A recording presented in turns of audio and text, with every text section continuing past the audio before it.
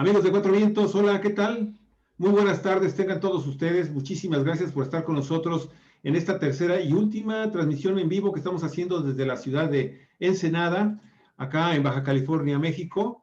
Hoy es día viernes 5 de marzo del año 2021, muy amables. Hemos tenido unas 2 sesiones muy interesantes en la mañana con activistas sociales, luchadores sociales acá de Baja California con el tema del agua y la salida, el desmantelamiento de la planta de Constellation Brands, esta gran consumidora de agua que se iba a quedar con este recurso hídrico muy escaso también en Baja California, como en Chihuahua, que es precisamente con quien hoy vamos a tener la oportunidad con nuestro queridísimo amigo, colaborador, analista político, académico, universitario, da clases también, y pues también periodista, columnista, una trayectoria política, mi estimado Servando, muy amplia la que tienes tú, la reconocemos mucho, nos da mucho gusto que nos honres con tu amistad y también con tus colaboraciones a Cuatro Vientos. Bienvenido, Servando Pineda Jaimes. No, al contrario, el agradecido soy yo, como siempre, con ustedes, con Olga, contigo, Javier. Gracias por permitirme participar aquí en Cuatro Vientos. Muy bien. Adelante. Servando Pineda, pues eres un hombre muy querido, como compañero de tu esposa Marisela, como amigo, como colega. Pero yo quiero decirles a ustedes, amigos de Cuatro Vientos, que Servando es un ser humano y como tal tiene defectos. Le va a la América. Le gusta el fútbol, pero le va a la América. ¿Cómo la ve? Aparte, ya se declaró juarista, así que cuidado la gente de Chihuahua. Juarense. Yo tengo respeto por ellos. Oye, juarista, juarense, juaritos. Servando, ¿qué capirotada tan interesante se está formando en Chihuahua? No tiene mucha diferencia a lo que sucede en el país, pero bueno, en Chihuahua está por primera vez la posibilidad de que Morena conquiste el gobierno, que tradicionalmente ha estado en un bipartidismo PRI-PAN, pero ahora la contienda la hemos visto, se centra desde que apareció Morena con fuerza, se centra entre Morena y el PRD, perdón, entre Morena y el PAN. Sí, es que el PAN va ahora en alianza con el PRD, con Maru Campos, ¿verdad? Sí. No es total. Pero... No estoy tan equivocada. Van en una alianza PRD y PAN, postulando a Maru Campos para la gubernatura. Y luego el superdelegado Juan Carlos Loera de la Rosa es el contrincante, candidato por Morena para la gubernatura del estado. Y parece que ahí es donde se está centrando y fuerte la posibilidad real de que de ahí salga el candidato. Si llega a ganar Morena, habrá roto con muchos años de bipartidismo, ¿verdad? Un bipartidismo que los periodistas y los analistas, lo hemos dicho en varios tonos, de que significó una alternancia en el poder, cambios de siglas de partidos en el gobierno, pero no necesariamente una transición hacia la democracia y un cambio auténtico de régimen, ¿verdad? No se dieron estos cambios profundos, ni mucho menos. Bueno, eso es si llega Morena. Si llega Maru Campos, habrá conservado el PAN, el gobierno, porque ahorita está en manos de un panista, de Javier Corral, pero habrá perdido con todo Javier Corral, que ha hecho de su lucha contra la posibilidad de que Maru Campos avance, pues la bandera de su último trayecto en el gobierno del estado. Todo el gobierno, toda su administración, que fue de 5 años, lo dedicó a la lucha por llevar a la cárcel al exgobernador priista César Duarte. Y ahora toda la última parte la está dedicando, supuestamente, eso pensamos, eso se ha dicho, de que reciba un castigo, que se ha llevado ante los jueces, y si así se determina en un juicio sea sancionada, Maru Campos, a la que acusa de haber recibido sobornos millonarios, más de 10 millones de manos del priista César Duarte. Y ahora vimos, Servando, que también hay una segunda denuncia de la Fiscalía General del Estado por actos de corrupción en la entrega de obra y servicios en el municipio. Moches, ¿no? Que le dicen. Hasta por 40 millones de pesos. Bueno, eso es por lo que hace la gubernatura. Pero esta capirotada está interesante porque en Juárez finalmente han postulado a Cruz Pérez Cuellar, ¿verdad? Que viene del panismo y que viene también de una ruptura con Corral y que también ha recibido acusaciones por parte de la Fiscalía General del Estado, al igual que Maru Campos, la panista, de haber recibido sobornos de César Duarte, del exgobernador. En este caso, él como abanderado del Movimiento Ciudadano para candidato a gobernador en 2016 en contienda contra Javier Corral. Y es interesante porque, bueno, de todos modos, no sé cómo la veas tú, pero para mí Cruz Pérez Cuellar es un panista y ha sido panista toda su vida, aunque se pinte de morado. Es un panista morado ahora. Y ahí está, postulado ahora para la presidencia municipal de Juárez. Y en Chihuahua, Morena ha postulado a un priista, a Marco Adán Quesada. Entonces lleva a un panista pintado de moreno, de moradito, en Juárez, a la presidencia municipal.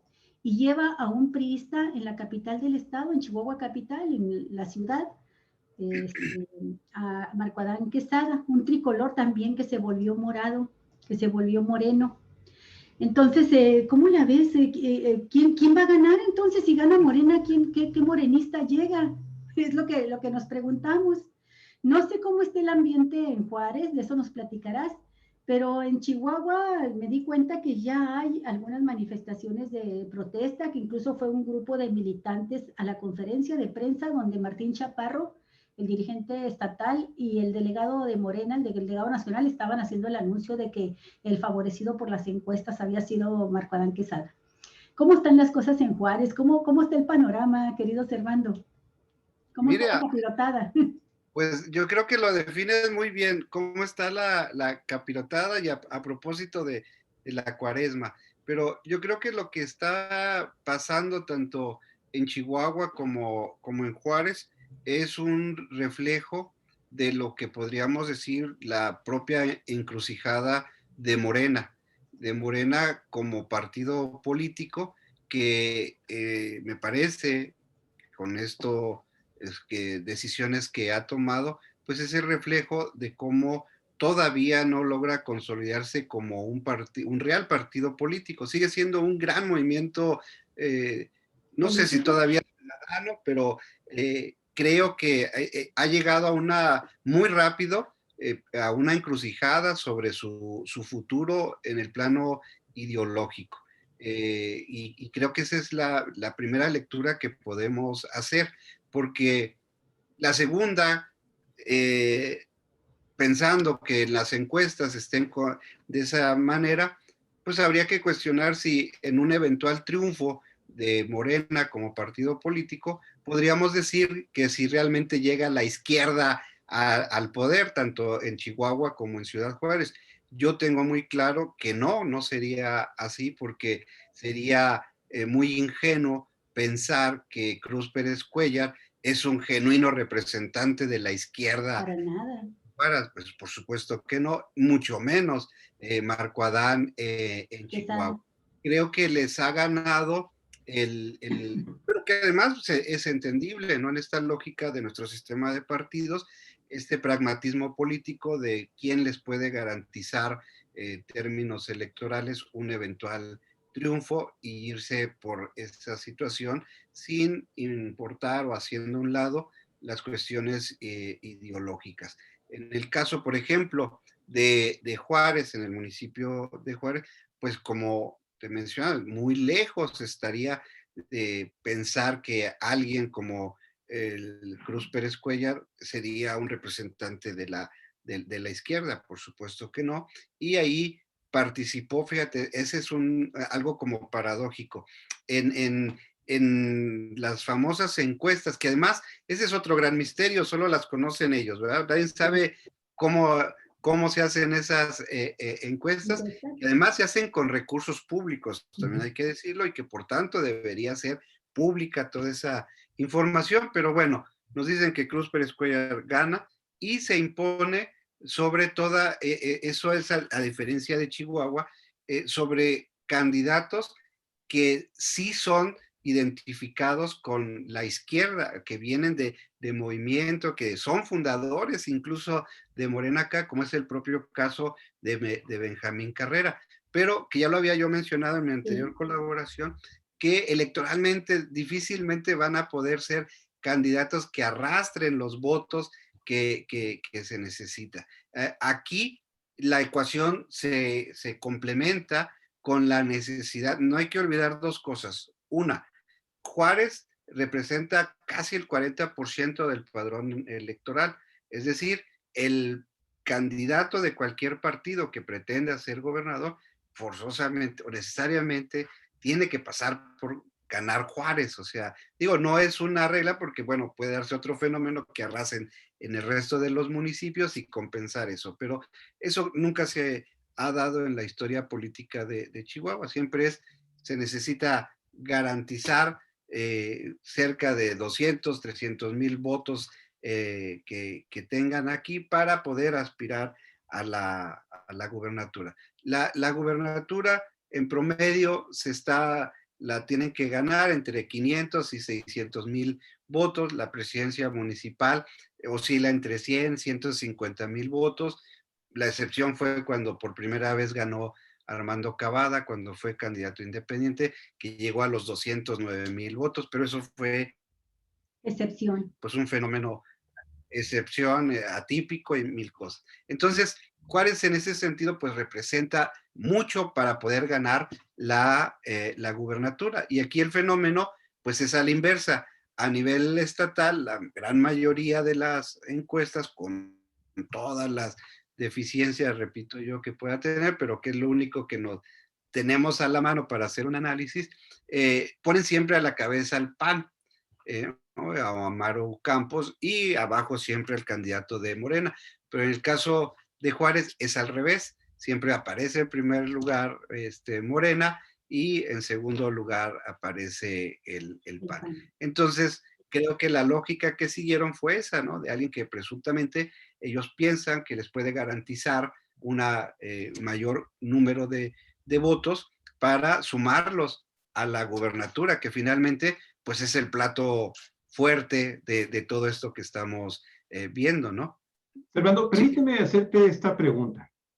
Sí, porque yo creo que así como yo, hay muchos mexicanos que no conocen, en realidad no conocemos a fondo cuál fue el comportamiento de Chihuahua en las elecciones de 2006, para las presidenciales, las de 2012 y las de 2018. ¿Me podrías decir? Y ahorita te hago otras preguntas y te digo por qué te pregunto.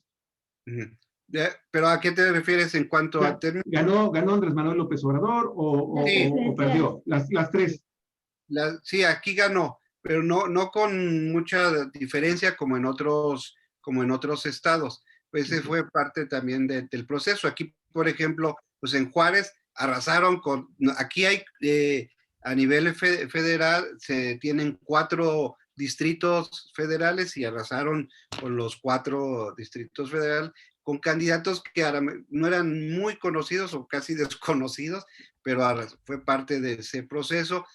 A nivel local, de las 9 diputaciones que se tenía, acuérdense que se fue en alianza, y pues 7 fueron para la alianza, ya después se pelearon en el Congreso y se redujo más la bancada, si no hubiera sido incluso hasta mayoría en el Congreso de Chihuahua. Sí, Chihuahua no fue la excepción en cuanto a ese fenómeno que significó Andrés Manuel López Obrador en las elecciones. Y un dato, y en esta elección de 2018 gana también la senaduría, que es lo que le permite a Cruz Pérez Cuellar llegar al Senado y ser ahora candidato a la presidencia. Sí, la segunda pregunta que te quiero hacer es precisamente conocer cuál fue la respuesta de los chihuahuenses a ese llamado del 2018 para que, sí, porque ustedes sí están emparejados, ¿verdad? Chihuahua empatadas las elecciones, ¿sí, verdad? Sí, en este momento. Ahora sí. Okay. En 2018, Andrés Manuel López Obrador también hizo un llamado para que los ciudadanos de México, y creo que también lo hizo en el caso de Baja California y en las elecciones del 2019, para que la gente votara por todos los candidatos del partido Morena, de todos los que estaba postulando. ¿Le hicieron caso a Andrés Manuel López Obrador? Fue en 2016, 2 años antes la local. Sí, pero lo que pasa es que quiero ver cómo respondió el pueblo de Chihuahua a este llamado. No sé si les haya tocado en un proceso electoral a ustedes, en donde participaron electoralmente y dando una respuesta a este llamado que hizo Andrés Manuel López Obrador para que la gente votara por todos los candidatos. Creo que fue también en el 2018 porque dijo, yo quiero irme con todo el Congreso. Ahorita voy para... ¿Cómo responde? Sí, fue el Senado, pero ¿cómo votó el resto de la gente? ¿Sí le hizo caso a Andrés Manuel López Obrador? Bueno, si te estoy entendiendo bien la pregunta, sí, en términos generales, porque acuérdate que iban en la alianza de Juntos Haremos Historia. Entonces, sí, es lo que... Sí hubo respuesta. Sí hubo mucha votación de gente de Chihuahua a favor de los candidatos de Morena, aun cuando no participara Andrés Manuel López Obrador. ¿Sí? Sí. Ok. Sí. Lo que pasa es que es esto. Entonces, esto nos puede dar la idea de que en realidad la gente, los chihuahuenses comunes, como acá los bajacalifornianos comunes, los bajacalifornianos con pésimos candidatos de Morena, le hicieron caso a Andrés Manuel López Obrador y votaron por Morena y en Baja California arrasó Morena. Con candidatos malísimos, candidatos muy, muy malos, que ya nos han dado muestras de su pésimo manejo político e incluso administrativo a lo largo de estos año y medio que tienen gobernando o en el Congreso o en los presidentes municipales. Pero lo que pasa es que me llama mucho la atención, mi estimado Servando, cuando dices que no hay gente de Morena que pudiera tener un peso específico, que pudiera de alguna forma sacar adelante el proyecto de Andrés Manuel López Obrador de Morena en Chihuahua. Fundamentalmente el proyecto de Andrés Manuel López Obrador, porque sabemos que Morena se maneja aparte, ¿sí? Lo que pasa es que si Andrés Manuel López Obrador quisiera en un momento determinado volver a hacer un llamado, y lo pudo haber hecho antes de que se dieran las elecciones internas del partido, diciendo, ¿saben qué? Éntrenle, vamos a entrarle, no importa, es más gente hasta desconocida, éntrenle, vamos armando un buen paquete de gente realmente de Morena, que aun cuando no tenga una figura pública establecida, como, no sé, como los grandes morenistas o que dicen ser de Morena en Chihuahua, que salen a cada rato en los periódicos, un día sí, otro día también, pero hay otros morenistas de mediano nivel que lo único que están esperando es quizás una oportunidad. Aquí en Baja California tenemos infinidad de personas así, y yo creo que en el resto del país están igual. Entonces, como que no se está dando, no sé si tú coincidas conmigo, Morena no se está dando en este momento la oportunidad de hacerse realmente a un lado de estos grupos fácticos de poder del PRI y del PAN, que están finalmente siendo los beneficiados con lo que está pasando a nivel nacional con el fenómeno Andrés Manuel López Obrador. A ver, ¿qué opinas, señor? Yo creo que sí, bueno, si entendí bien, hoy las circunstancias me parece que son completamente distintas.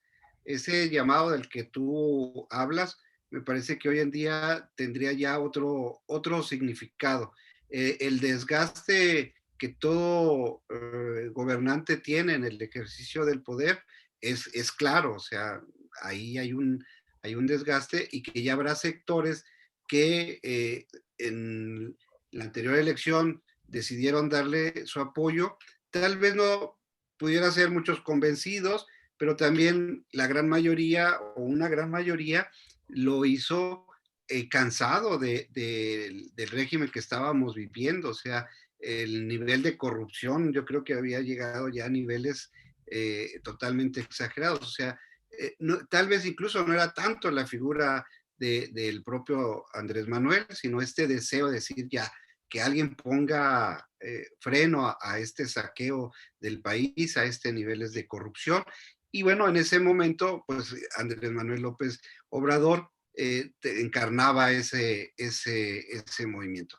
Y acuérdate, siempre hay muchas teorías al respecto en las que dice, bueno, nadie está con los perdedores y siempre se va a sumar la gente con quien ve la posibilidad de obtener el triunfo. Y eso explica lo que tú acabas de decir, y aquí sucedió, gente, y lo mencioné al inicio de mi participación, gente que ni siquiera sabíamos que existía aquí en la comunidad, que no sabíamos que tuviera un trabajo previo o algo así, de repente fue postulado y ya lo ves que son diputados federales, son regidores, son diputados locales, y es la nueva clase política que tiene el Estado. Pero hoy creo que las condiciones son totalmente distintas, y tan es así, me parece que Morena lo ha entendido, que no se arriesga con esos cuadros de los que tú mencionas, de esa gente que dices, oye, aquí tenemos gente que se la ha rifado desde hace 20 años, desde hace 10, que son genuina gente de izquierda,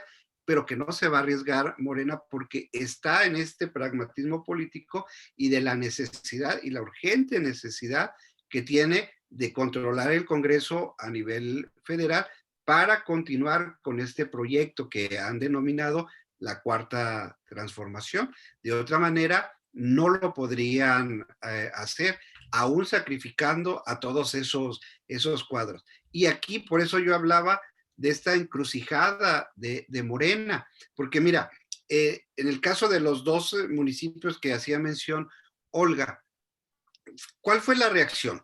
Es el mismo caso, ¿verdad? Es decir, están los cuadros que tienen 1000 años picando piedra, esperando una oportunidad, y que de repente llegan los cuadros del PRI, del PAN, de otros partidos, y son los que se llevan el premio mayor.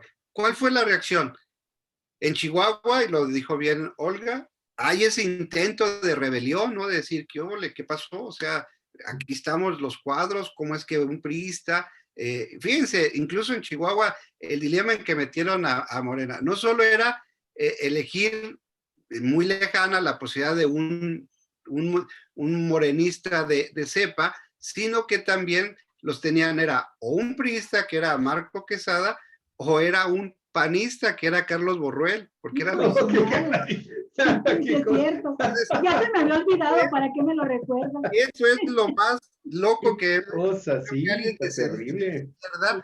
Se pudo haber imaginado, ¿no? Decir, tengo que votar por un priista o un panista, y que me va a representar a mí, que me digo de izquierda. Sí, o sea, ese fue ese. Y en Juárez tienen que elegir, pues, entre sus propios cuadros y un panista, como, digo, no nos queda duda de que es un panista.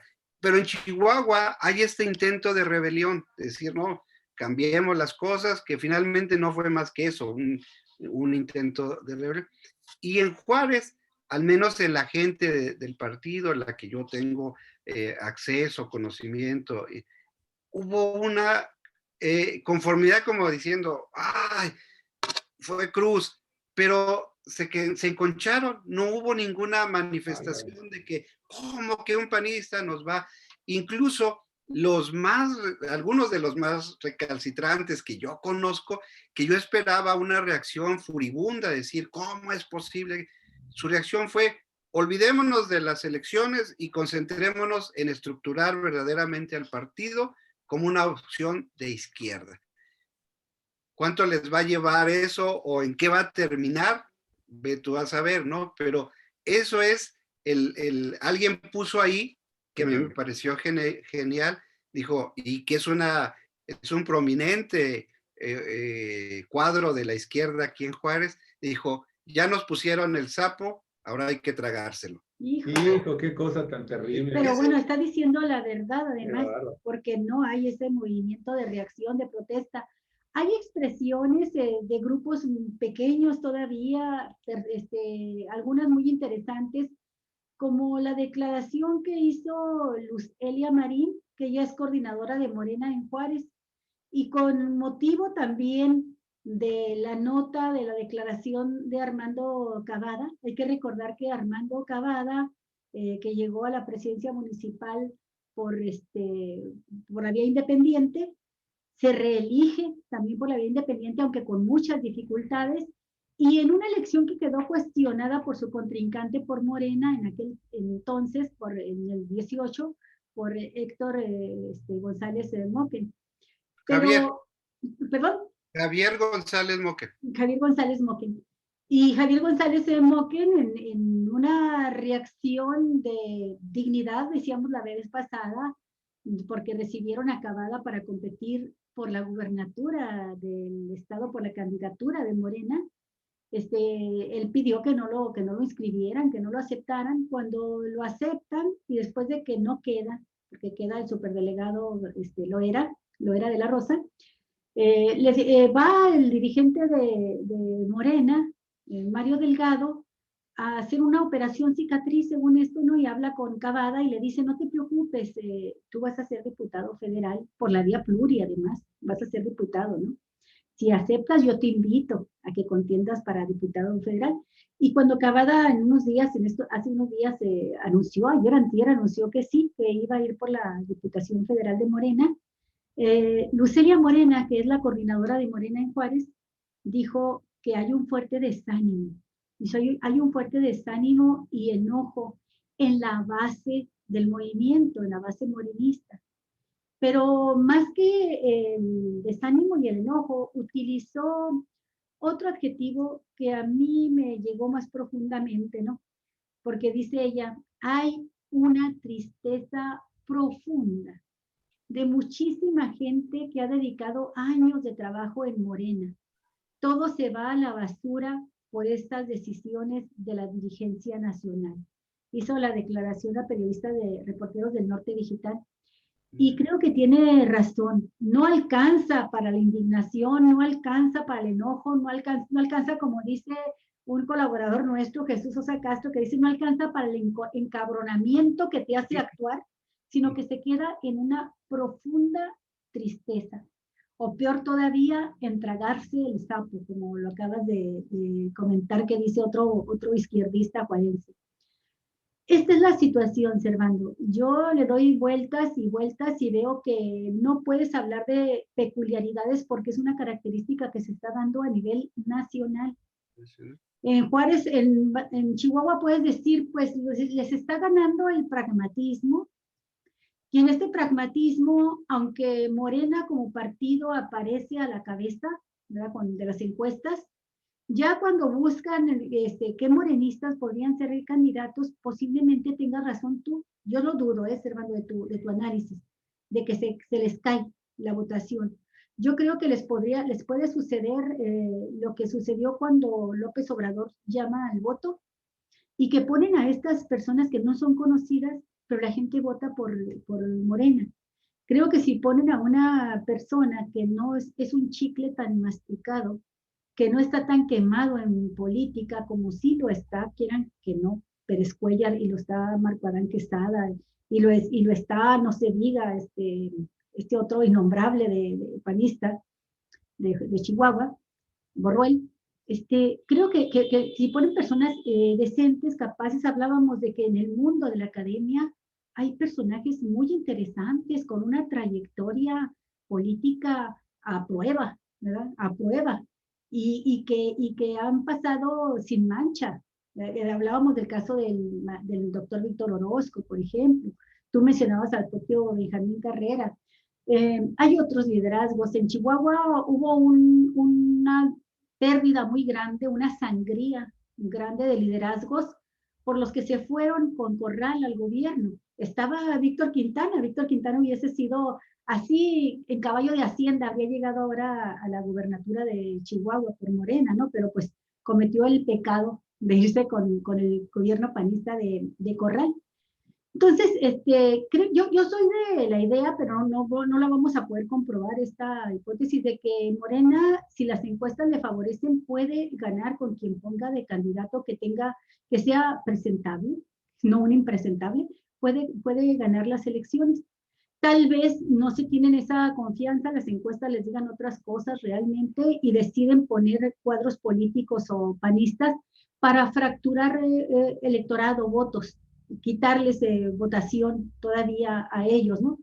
Pero hay que decir que en Chihuahua no hay alianza, también esto hay que señalarlo, no, la alianza va por México, no se formó en Chihuahua, va por Chihuahua. La alianza del PAN apenas sí le alcanzó para el PRD, el PRI no le entró, va nada más con el PRD, dime si me equivoco, y con un PRD que decíamos la vez pasada, Servando, que ni siquiera a cascarón llega. Cuando tú vacías un huevo queda el cascarón.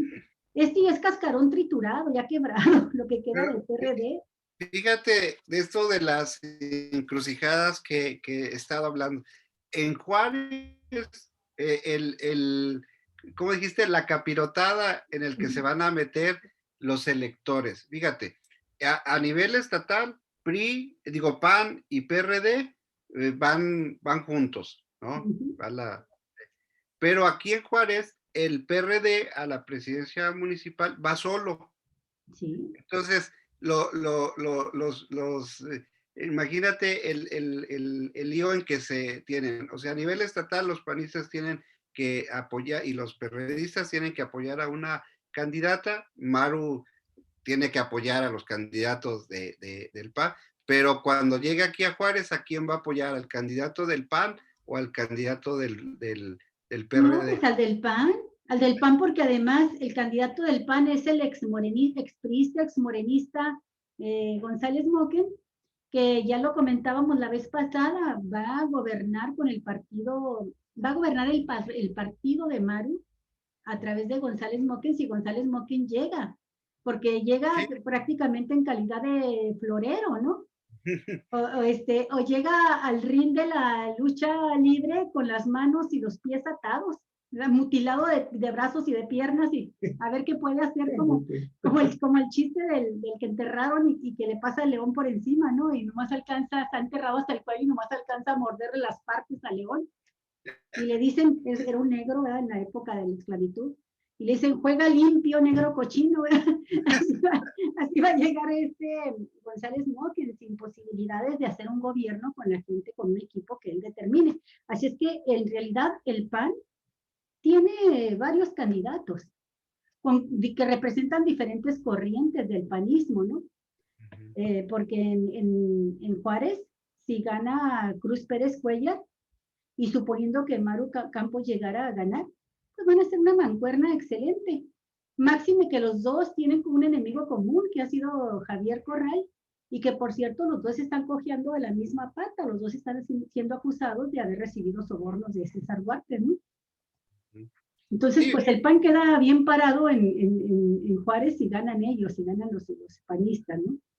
Sí, bueno, finalmente, pues este gran lío en el que se van a meter los electores va a ser, me parece muy, muy interesante en cuanto a por quién votar y cuáles razones. Y ahí, pues, si te entendí bien tu exposición, creo que también ahí esto de los llamados y de que Morena poniendo a cualquier persona puede ganar, yo sí tendría mis dudas. ¿Por qué? Porque imagínate, o sea, alguien así que se diga verdaderamente de izquierda, ¿le daría su voto a Cruz Pérez Cuellar, Armando Cavada o a Marco Quesada? Yo creo que todavía en la izquierda, o al menos tal vez sea muy romántico. El voto duro. De mi parte, pero creo que todavía a la izquierda hay gente, estoy completamente seguro, que tendría un poco de dignidad ahí en ese sentido y no votaría por gente que ha significado todo por lo que ha luchado esa gente durante muchos... Bueno, pero pueden ganar con Cruz, pueden ganar con Marco Adán Quesada. Claro, sí, por eso te digo, pero esa es porque Cruz es conocido, Marco es conocido, entonces la gente pues se va a ir por eso, por quien conoce. Por eso yo te decía, claro que no hay ni punto de comparación. Si dices, ¿quién era mejor?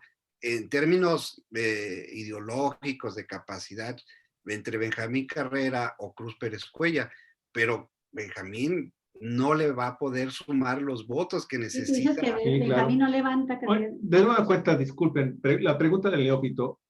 Yo quisiera saber, primero que nada... Perdón, nada más, fíjate, el reto que tiene cualquier candidato de cualquier partido en Juárez aquí es sumar más de 150,000 votos. Así es. Fíjate qué interesante esto, porque al final de cuentas es lo que yo quiero plantear o quiero conocer. Ustedes dicen, bueno, fulano de tal es muy conocido y bueno, Morena en su pragmatismo lo agarra. Perenganito, aunque sea del PAN, es muy conocido y bueno, con tal de ganar, lo agarra. Realmente no nos han dicho, o sea, dicen, la gente lo conoce, pero ¿lo conoce como un truán? ¿O lo conoce como una persona congruente, una persona honesta, un político destacado? ¿O lo conoce por sus transotas? O sea, para conocer bien a estos personajes, porque la verdad, o sea, ustedes los conocen muy bien, pero nosotros, ¿qué onda? Claro, no, yo te diría sí que lo conoce, o sea, es una gente conocida, con todo lo que significa que todos ellos tienen una larga trayectoria dentro del ámbito político, con todo lo que ello significa. O sea, son gente conocida. Si tú haces una encuesta, decir, ¿a quién conoce? ¿A Cruz Pérez Cuellar o a Benjamín Carrera? Evidentemente, una gran mayoría te va a contestar a Benjamín, a Cruz Pérez Cuellar. O sea, para bien o para mal, los conocen. Sí, eso es, por ejemplo, una de las razones por las cuales ganó Armando Cavada en el 2016. O sea, ahora, ¿cómo ganó Cavada? ¿Ganó con una votación histórica muy chida, muy abundante? Nunca se ha registrado una votación tan alta en el municipio de Juárez como esta elección, más de 209,000 votos. Okay. ¿Y por qué? Bueno, era el conductor del principal noticiero local aquí en Juárez. Okay. Casi en cualquier encuesta, más del 90% de los juarenses lo conocía. Entonces, cuando tú ves la boleta, pues es evidente. Sí, no, claro, sí, o sea, la gente se fue con la idea de que, bueno, o sea, es una persona que estamos viendo ahí, es muy bravo con sus comentarios, en fin. Claro, pero fíjate, no solo eso no, por sí solo no te da el que tú digas, con eso voy a ganar. La otra parte que me parece importante, y ahí es donde yo encuentro una gran debilidad de Morena, a diferencia de los otros partidos, es la estructura electoral. O sea, los partidos políticos necesitan de una estructura electoral que les garantice estos triunfos y la movilización. Otra pregunta del neófito. Perdóname. Sí, o sea, me estoy poniendo en el papel del ciudadano común y corriente que nos está viendo acá en la Tú pregunta, ya si no te contestamos, pues ya es otra cosa. Sí, es otro rollo. Pero, oye, lo que pasa es que los representantes actuales de Morena, hay un delegado estatal que creo que sí entró como candidato, ¿o no? Tú dices el superdelegado. ¿El superdelegado? Sí, él quedó como candidato. Él es el candidato a la es gente realmente de Morena, o sea, llegó gente, son gente... Sí, porque... en ese caso específico, sí.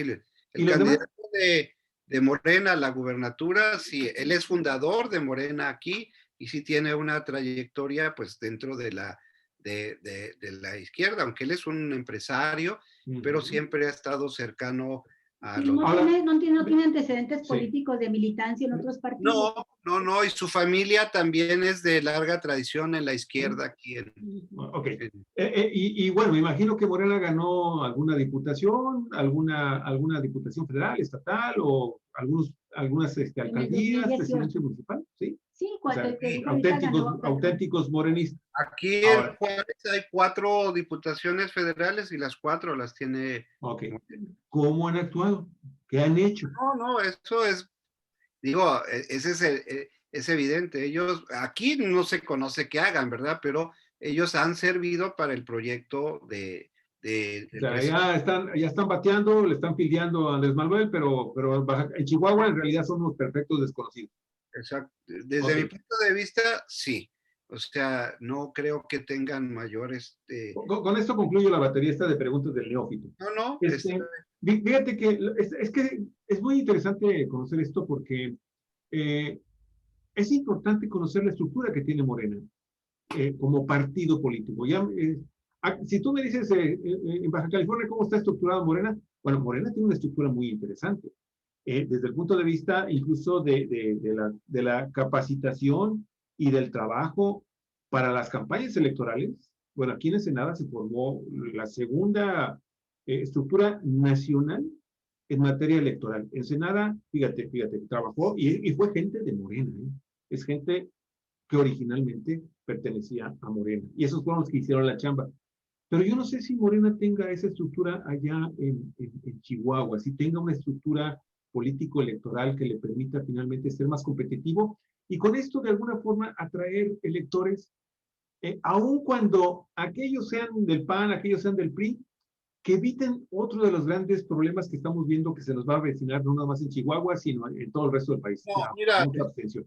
mira, sí, al menos a mí me queda claro, justamente este era un poco el sentido de mi anterior comentario. Sí, La principal debilidad de Morena es que no tiene esa estructura electoral, o sea, es un partido que está en ciernes, que está y que debe formar todo eso y que digamos que el éxito le vino demasiado rápido y esa encrucijada a la que en un momento se enfrentó el PAN de seguir en la brega de eternidad o aceptar ya comenzar a gobernar y entrar a estos procesos de concertación, concertación que les dijeron y todo esto de ese partido testimonial que era a pasar a un partido del gobierno, eso lo consiguió muy rápido Morena, pero eso no le permitió, desde mi punto de vista, afianzar una estructura electoral que le permita convertirse ahora sí en una maquinaria electoral que gane elecciones. Y te voy a decir por qué.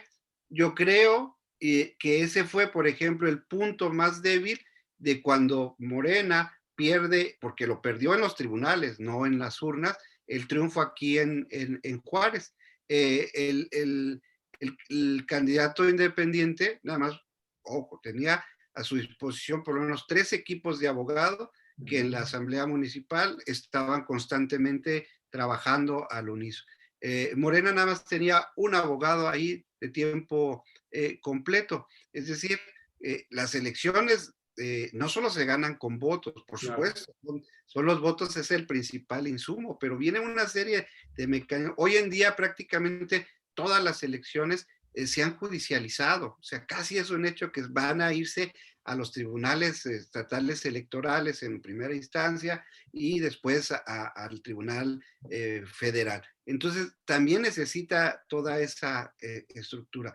Hoy las elecciones también son demasiado, diría yo, las hemos complejizado mucho y que requiere, por ejemplo, también de una amplitud de cuadros en los partidos políticos que muchos de ellos no los tienen y que tendrán que enfrentar esos dilemas para poder atajarlos. Por ejemplo, hoy todos los partidos, por estas nuevas acciones afirmativas que se tienen que tener candidatos indígenas, por ejemplo. No todos tienen representación, pero le tienen que entrar. La paridad de género, ese es otro punto que también es muy interesante, ¿no? Donde tienen que entrarle a la paridad de género, la representación de los jóvenes, la representación de las comunidades LGBTB y todas estas cosas. O sea, es una complejidad que tienen. La que acaba de sacar el tribunal, Servando. Una cosa que no tiene ni pies ni cabeza, y a ver si tú nos ayudas a dilucidar cómo va a resultar esto. El Tribunal Electoral del Poder Judicial de la Federación le acaba de ordenar al INE que incluya en la primera, que los partidos estén obligados a incluir en las candidatos a diputados en los primeros 10 de las listas de pluris a migrantes, a mexicanos que viven en el extranjero, que viven allá, no que están aquí, que viven allá. Y no sé si viste la nota que salió hoy en los medios y los comentarios, pero el comentario dominante es en el sentido de que los mexicanos en el extranjero, los que tienen derecho a votar, según nuestras leyes, pueden votar solamente por candidato a presidente y candidatos a senadores. Entonces, les está pidiendo el tribunal que los incluyan en los primeros 10 a los mexicanos en el extranjero, y ni siquiera van a tener mexicanos que voten por ellos en el extranjero. Mexicanos de aquí tendrán que votar por uno que vive allá. Por eso te digo que ahora sí es un galimatías. Ahí también hay que agregar que en algunos estados ya también pueden votar por sus gobernadores. De hecho, por ejemplo, aquí en Chihuahua es la primera vez que se va a poder votar al gobernador o gobernadora, lo que vayan a elegir, de los chihuahuenses que están en el extranjero. Pero a eso me refería, de verdad que ahora está tan complejo las elecciones que necesitas verdaderamente de equipos profesionales que conozcan todo esto, porque se les pueden caer muchas candidaturas si no cumplen con todos estos requisitos. Imagínate, bueno, por lo pronto ese criterio, al margen de cómo vaya a dilucidarse, ya lo salvó, digamos, Morena, porque ha postulado o tiene ahí en la lista a alguien que tú conoces muy bien, que es a Cipriana Jurado, que ella es una activista que tiene una trayectoria, está exiliada en Estados Unidos, pero ya la tienen ahí. ¿Cómo va a ser su participación? Esos son los criterios que tendrá que dilucidar y aclarar el INE, al cual pues también cada vez le meten más presión porque lo obligan a que haga cosas, cuando las hace luego se las rebotan porque le dicen no, así no las queremos que sea de otra forma. También no hay que olvidar que en esta complejidad de la que hablo, son elecciones concurrentes, va a haber casillas únicas y en el cual el operativo electoral es muy complejo, el contar 2 elecciones al mismo tiempo con gente que sí, se le capacita, se le dan cursos y todo, pero no son una estructura profesional, somos ciudadanos comunes y corrientes con todo lo que esto significa, del poderte equivocar, del poderte hasta confundir. Imagínate, por ejemplo. Que siempre sucede.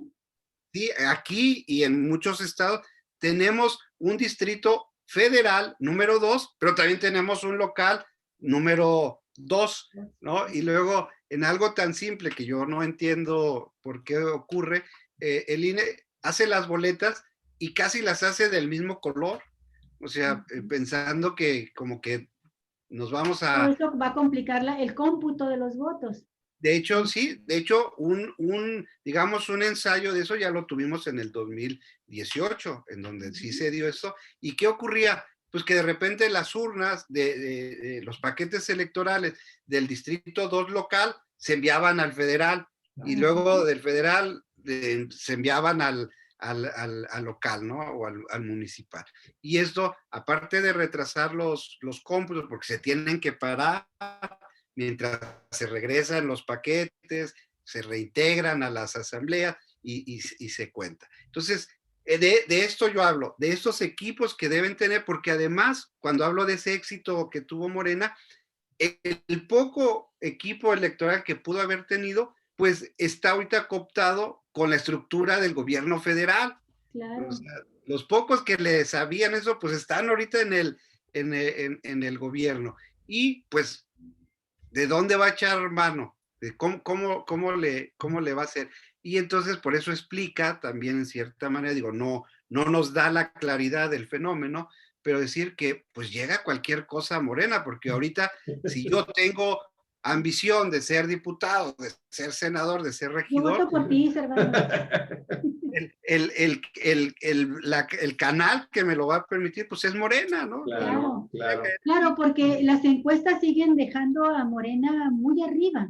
Así es. Y esa es la otra cuestión, Servando. Si separados no podían, se unen ahora en esta coalición, va por México, va por Chihuahua, el Baba del PRI, el PAN, el PRD, y si ahora todos juntos no pueden tampoco, híjole, ¿qué va a pasar? Pero además, Servando, aquí ha sido muy inteligente, decíamos la vez pasada, la estrategia de Movimiento Ciudadano. Siempre habrá gente que esté inconforme, desilusionada, descontenta de Morena, porque es natural que así sea además, pero siempre habrá gente también que diga mi inconformidad, por los que están, por ejemplo, inconformes con las candidaturas ahora, no llega al extremo de ir a votar por el logotipo del PRI o del PAN y ya no más PRD. Entonces, va a venir ahí una abstención terrible. Pero por otro lado, siguiendo la línea de razonamiento que llevabas y que estabas hablando del INE, en este reto, en este desafío enorme de organizar las elecciones concurrentes, las más grandes, las que por historia son las primeras que se realizan así a nivel federal con todos los puestos en juego, ¿verdad? Todos los cargos en juego, salvo las senadurías y unas que otras, 2 gubernaturas y unas que otros municipios, va prácticamente todo el país a esta elección intermedia de medio sexenio. Bueno, es un desafío a nivel del órgano electoral que se encarga de eso, de organizar el proceso, pero va a ser también un cuello de embudo, un terrible problema en los tribunales electorales, porque van a ser elecciones muy judicializadas. Sí. Ya lo podemos prever desde ahorita. Además, así ha sido ya. Y no judicializadas nada más de un partido contra otro, sino de los mismos candidatos internos. Viene la parte difícil. Ya pasó elegir al candidato a gobernador. Está pasando lo de elegir a candidatos a presidentes municipales. Ahorita hemos hablado de Chihuahua y Ciudad Juárez porque son los municipios estratégicos, los más grandes del estado, pero son 67 municipios. 67 municipios. Y vienen, creo que en parte, Servando, el hecho de que no haya habido una respuesta tan fuerte en contra de estas candidaturas, es que muchos morenistas están pensando en que para todos habrá. Son muchas posiciones que están en juego. Y todavía faltan las regidurías, las sindicaturas, las diputaciones federales y locales, y yo no lo veo, no lo digo despectivamente, o sea, puede haber una corriente de izquierda perredista que diga de lo perdido, de lo que no nos han reconocido lo que aparezca, vamos a pelear en todas las posiciones que podamos lograr, candidaturas, y vamos a reestructurarnos hacia dentro del partido, para convertirlo en esto, en un partido, darle estructura y crear la estructura electoral que se requiere para la batalla de todas las batallas que hasta el presente va a ser 2024. Entonces, creo que en esa lógica pueden estar respondiendo muchos morenistas bien intencionados, que están de veras con la Cuarta Transformación, que tienen una trayectoria limpia, pero que los tiempos los agarraron muy rápido para formar partido y muy rápido para formar una formación política ideológicamente y darle estructura a esto, ¿no? Y muy rápido, considerando también la estrategia que aplicó López Obrador de atraer todo lo que pudiera para ganar el 2018. Entonces, entre estarte defendiendo la retaguardia, estarte cuidando la retaguardia y abriéndole camino a la vanguardia, pues no tienen ni para dónde poner las manos, entre adelante y atrás, ¿no? Entonces, creo que eso es lo que le ha pasado a muchos militantes de Morena. Y te lo comento porque hemos hablado con varios de ellos, que nos dicen, pues, dicen, por ejemplo, a mí no me convencen los candidatos que están poniendo a nivel local. Y a ojos cerrados voy a votar por los candidatos federales, los diputados federales, porque en el fondo de todo lo que está en juego ahorita es el poder legislativo. Entonces hay que garantizar, ¿verdad? En lugar de desgarrarnos en conflictos internos, hay que garantizar la mayoría a como dé lugar en el Congreso en el Congreso de la Unión.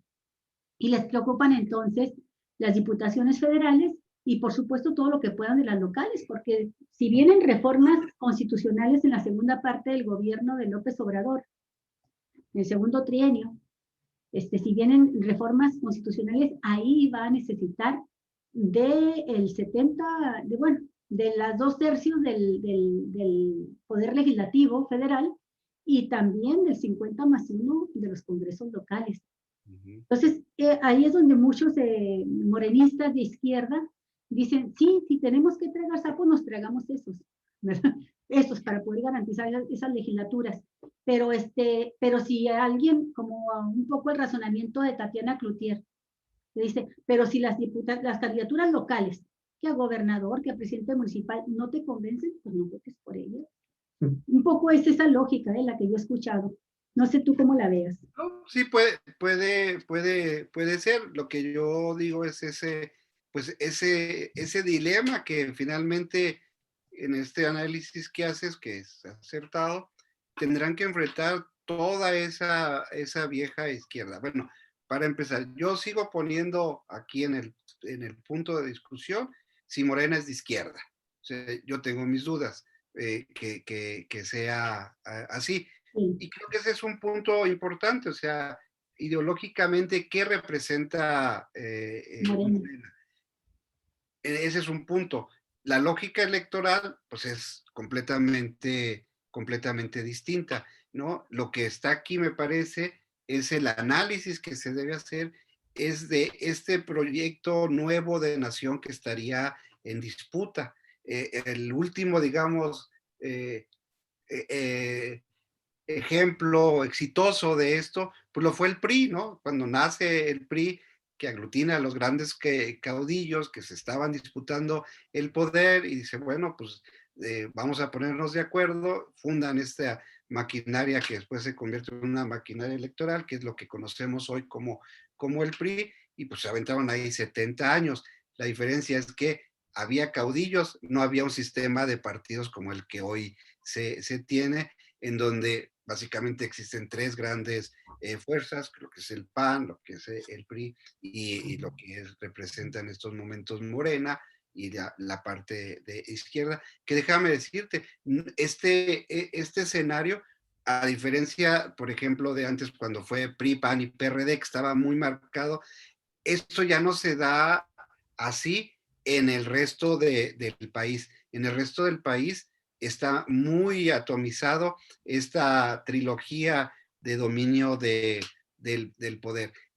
Hay algunos estados en donde, por ejemplo, el PRI se va a la tercera, cuarta o quinta fuerza y en otros casi hasta a punto de desaparecer, ¿no? Algo así como cosa que nunca creíamos que íbamos a ver en nuestra generación todavía, Servando. Oye, pero ¿eso no creen que ustedes que sea también producto del desdibujamiento ideológico de los propios partidos? Por ejemplo, ahorita el PRI ya no representa absolutamente nada más que el proyecto político del Partido de Acción Nacional y de un grupo empresarial que sabemos que está confrontado con Andrés Manuel López Obrador desde hace muchos años. Es más, desde que él se lanzó por primera ocasión a la presidencia de la República, ya sabíamos que había un grupo muy poderoso, muy fuerte. Los empresarios X. De que estaban golpeteando y que, bueno, pudieron tener la fuerza suficiente para impedirle a Andrés Manuel López Obrador llegar en 2006 y en 2012 a la presidencia de la República. Sin embargo, yo lo que estoy viendo, mi estimado Servando, es que Morena, a los escasos, ¿cuántos años tiene como partido político? ¿Qué tendrá unos 4 años? 4 años, efectivamente. 2015 fueron sus primeras elecciones. Fíjate, ya confronta esta incertidumbre de qué es el partido ideológicamente, ¿sí? Lo acabas de señalar tú muy bien. Pero, por otro lado, quienes hemos visto la carrera y más que nada el actuar de Andrés Manuel López Obrador en la campaña del 2018, sabemos que finalmente el partido se fue por el lado pragmático. Andrés Manuel López Obrador jugó un papel muy pragmático porque también lo que le interesaba era llegar. Y llegó finalmente, para bien o para mal, dependiendo de dónde estés, cómo veas si eres pipí o si eres popó, es bueno o es malo. Pero esto como que permeó precisamente las entrañas del partido. No sé si ustedes estén de acuerdo conmigo, pero yo creo que Morena se perdió en cuanto entró Jacob Polensky a la presidencia nacional de manera interina, hay que recordarlo, al partido Morena, y ahí comenzó a abrir una línea de política, ni siquiera política, sino de intereses de grupos de poder, y de grupos de poder fundamentalmente vinculados, en el caso de Baja California, vinculados incluso hasta con actividades de tipo criminal, así abiertamente. Lo digo porque conozco perfectamente lo que representa Jaime Bonilla y su grupo, porque pues lo he padecido desde hace muchísimos años aquí yo en Baja California.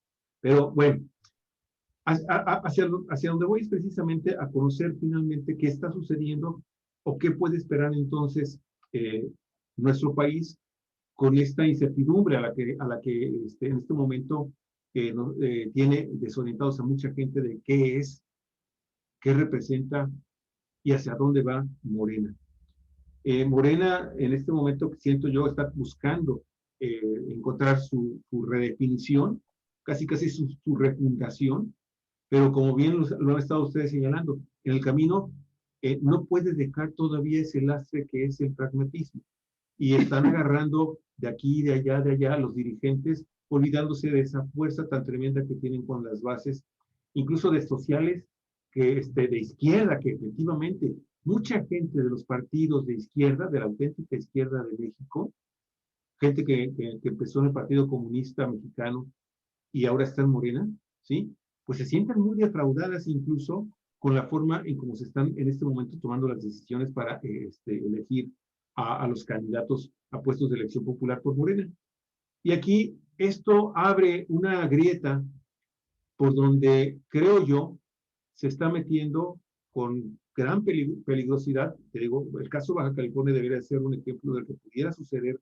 No sé si esté sucediendo, creo que ya en Chihuahua, bueno, pero en el caso de Morena, Baja California, esta grieta que se abre con el grupo de Jaime Bonilla, pues permite que incluso operen así descarada y abiertamente grupos delincuenciales, cárteles de la droga, ¿sí? Que están cogobernando, ¿sí? Que están diciendo por dónde puede, quién sí y quién no va a ser candidato. Y esto a mí me llama la atención porque en el caso de Chihuahua, los cárteles de las drogas son también muy poderosos. Tenemos la presencia de los dos grandes dominantes, Cártel Jalisco Nueva Generación y Pacífico, o Cártel de Sinaloa. Sin embargo, tenemos una línea, un cártel de la línea también sumamente poderoso, que también tiene grandes influencias.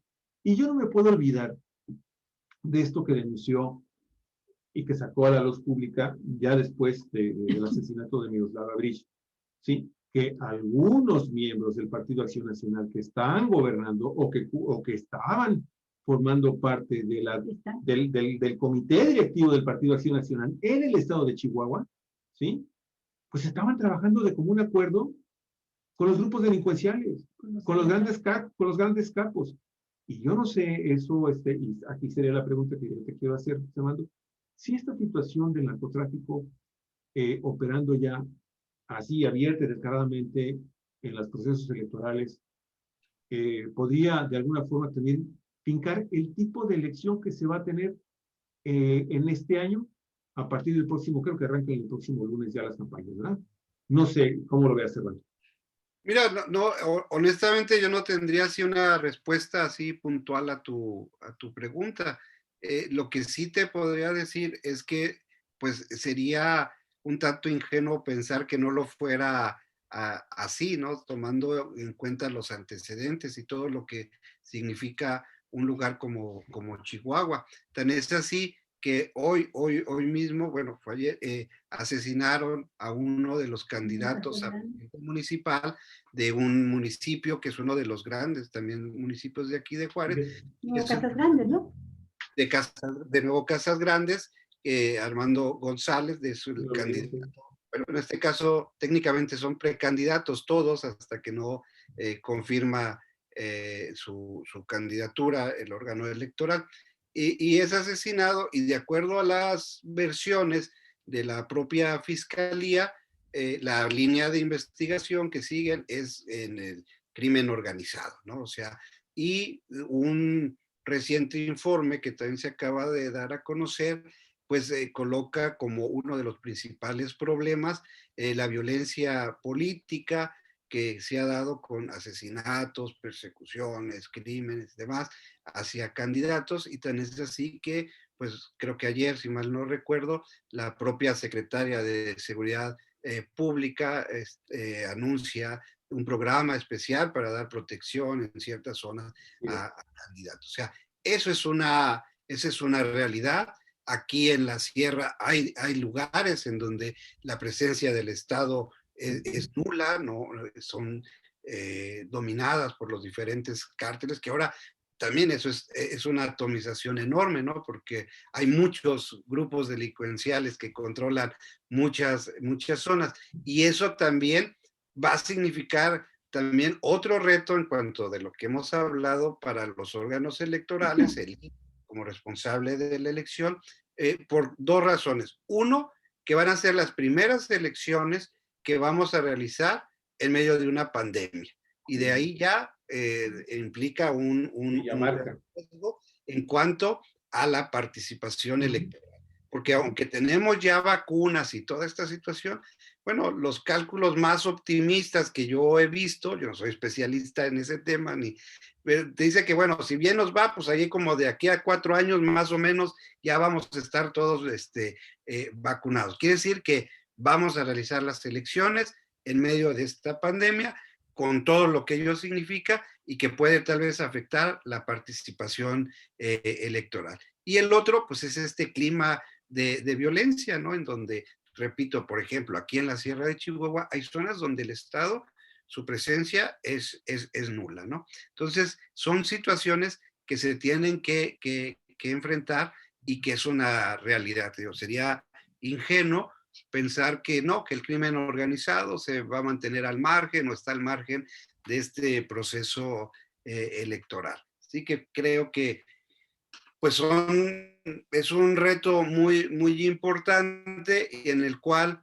pues volviendo, digamos, al tema, en el caso de Morena, se enfrenta, uno, a consolidarse como partido político, a afianzar eso en su estructura como partido político, y la otra vía, el otro terreno por la cual tendrá que luchar es en tratar de afianzar este proyecto de nación que ha denominado la Cuarta Transformación.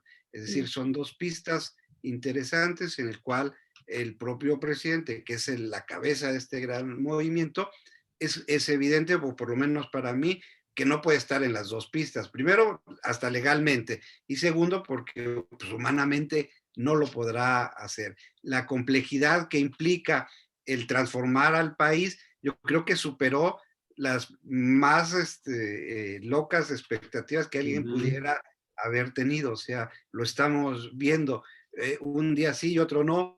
Salen cosas que uno ni siquiera se pudiera haber imaginado que estaban ocurriendo, ¿no? Entonces, esto de llevar a la transformación del país no va a ser una tarea tan sencilla como se hubiera pensado en un principio. Y si llegara a perder un escenario, las elecciones federales, que llegara a perder el Congreso, pues todavía muchísimo más. Si lo estamos viendo, teniendo el control, no ha sido fácil porque hay muchas situaciones externas a las propias decisiones del Congreso que impiden esta transformación, pues ahora sin tener ese control, pues menos, ¿no? Será sumamente complicado, y ahí eso creo que son como los retos que tendrá que enfrentar. Por eso, digo, a lo mejor suena un poco cínico, pues agarras cualquier cosa que te razonablemente con las herramientas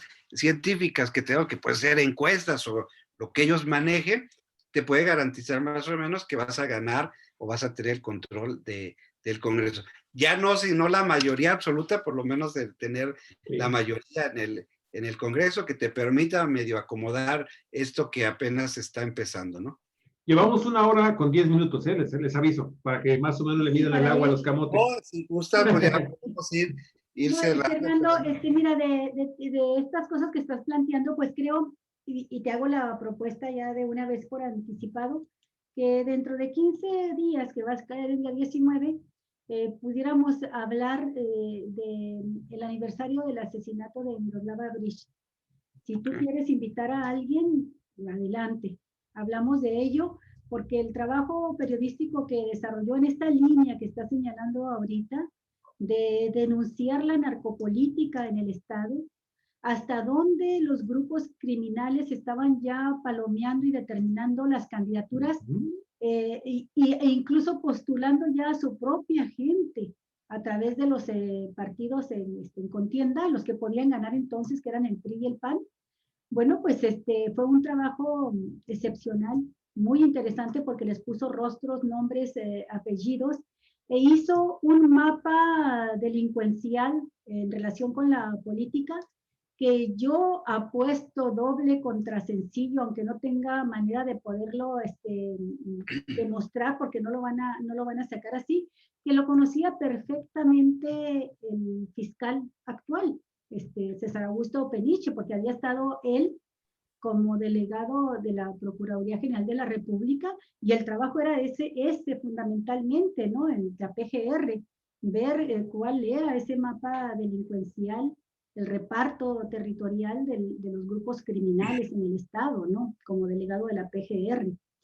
Entonces, creo que será interesante en el aniversario de adelantarnos unos poquitos días al aniversario del asesinato de nuestra colega Miroslava Breach. Yo nada más quiero comentar respecto a esta última parte que concluiste, es que la ingeniería electoral se complica en efecto cada vez más y más, porque esto, por ejemplo, de las alianzas electorales, ahora no son alianzas completas, son alianzas parciales, le toman muy bien la medida, dónde conviene y cómo conviene ir aliados, sobre todo los partidos chiquitos, ¿verdad? Que por sí solos van a perder su registro electoral y muy probable incluso en la alianza pierdan el registro electoral ahora, varios de ellos. Bueno, en teoría, bueno, técnicamente los nuevos partidos no pueden ir en alianza, acuérdate. No, los nuevos no, pero estoy hablando, por ejemplo, del PT, del PANAL, que son los que van en coalición allá en Chihuahua. Yo no sé qué represente actualmente el PANAL en Chihuahua, pero va en coalición con Morena. Acá no es el PANAL, acá es el Verde, que tampoco representa nada, ¿verdad? Sí. A eso me refiero, que van a perder, pero le calculan ellos que aún si pierden el registro, por lo menos salvar algunos huesos, ¿verdad? Algunas regidurías, una diputación aquí, otra allá, ver si se pueden colar a una sindicatura, que es como lo ha estado jugando también el PT. El PT es un partido que aquí ha estado en la rayita de perder el registro, lo conserva porque logra recuperarlo en tribunales, abriendo casillas, recontando votos y como gato boca arriba araña para todos lados y logra sacar los 3 votos que le hacen falta para mantener el registro.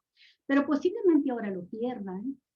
Bueno, todo esto que menciono de la ingeniería electoral tan compleja, pues nos hace difícil de vaticinar resultados concretos, ¿no? Así de poder hacer un análisis de cómo va a ser el resultado. Pero respecto a Morena, ya por último te quiero compartir una reflexión que no sé si te la he comentado porque a mí me gustó mucho y Javier ya se cansó de oírmela, pero a mí todavía me emociona este análisis que hizo Juan Carlos Monedero.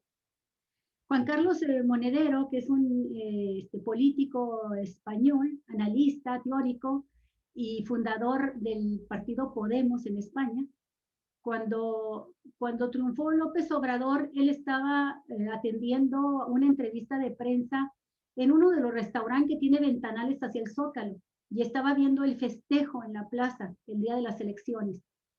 Y le dice al periodista que lo estaba entrevistando, le dice, mira, ahorita están muy contentos festejando el triunfo y qué bueno, se lo merecen. Han logrado algo que no pudimos en Podemos, en España, ganar la presidencia. Han ganado, todo indica, la mayoría calificada con sus aliados en el Congreso y eso es muy valioso. Sin embargo, dice, no deben de olvidar que acaban de ganar el gobierno, pero no el poder. el poder en este momento en que está López Obrador con su gente festejando en el Zócalo, ya están reunidos viendo la manera de que lo van a tumbar, de una u otra manera, cómo tumbarlo. Dice, en primer lugar. En segundo lugar, dice, un proyecto de transformación como el que acaba de plantear, porque ya ves que fue un discurso muy interesante el de López Obrador, el del festejo y en el Zócalo. Dice, un discurso, un proyecto de la 4T, como le llaman, solamente podrá ser posible una transformación así, solamente será posible si se cuentan con 3 factores. Un factor es el líder, es uno, no es en ese orden, dice, pero un factor es el líder, ahí está. Es un liderazgo que se ha construido durante muchos años y que parece consecuente, ¿no? Que no va a traicionar. Dice, el otro factor es la calle, es las movilizaciones, son las masas, es la gente acogiendo las propuestas de la 4T y también presionando al gobierno en función de lo que prometió y de lo que esperaban en esta elección, porque el gobierno va a tener muchos grupos de presión diferentes y no pueden dejarlo nada más presionado por los grupos fácticos de poder. La gente tiene que salir a la calle, la sociedad, expresarse, la gente. Y el otro factor es el partido. Dice, porque no es el presidente, el líder, tiene que ser el partido el que organice, convoque, estructure, ¿verdad? Aterrice, ¿verdad? En la sociedad, en las cámaras y afuera, en la gente, todo este proyecto de transformación. Dice, y si a mí me preguntan qué es lo primordial, para mí, ¿qué sería lo prioritario? Sería el partido. Dice, porque venimos de partidos emergentes. Dice, Podemos fue un partido emergente.